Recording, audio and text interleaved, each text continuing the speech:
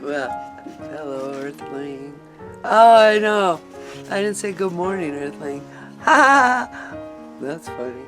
And yeah, this rack is still here. I haven't done anything on it since I talked to you last.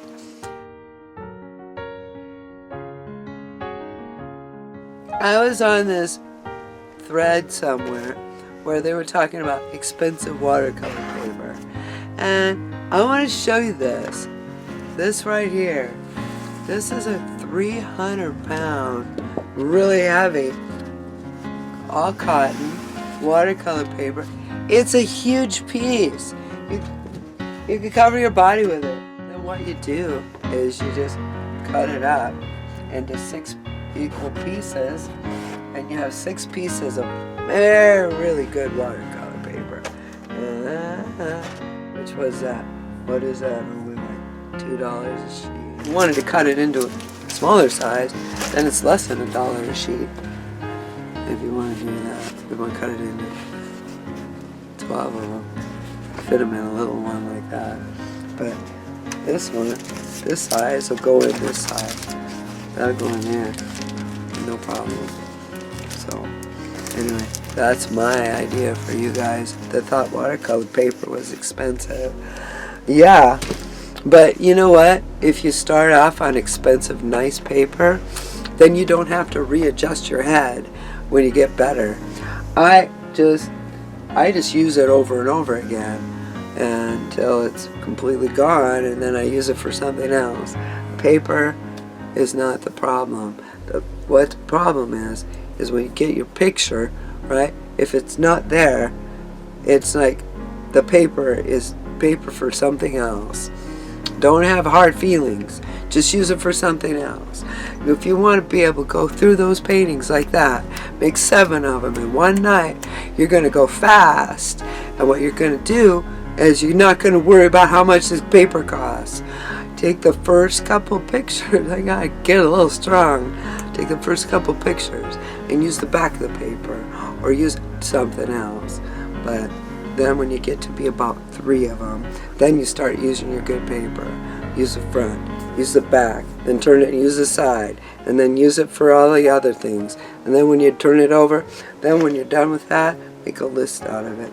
Case in point, this is something, right? This guy, started out with him. Then I did a self-portrait.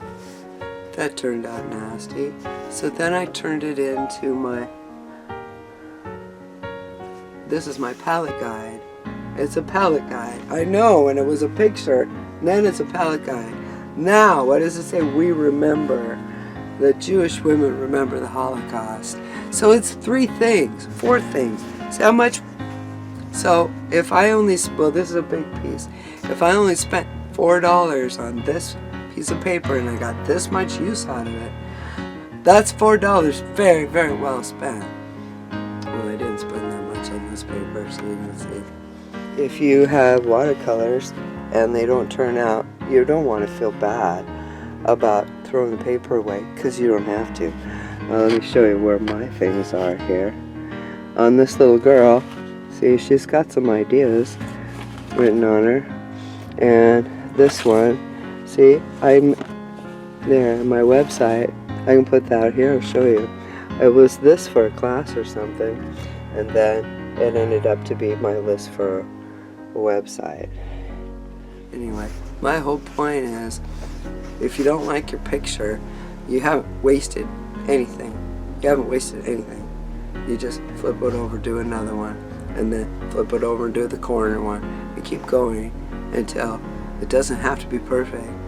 And then you have something to do this stuff with, and you won't feel bad at all. I'm getting a hot flash.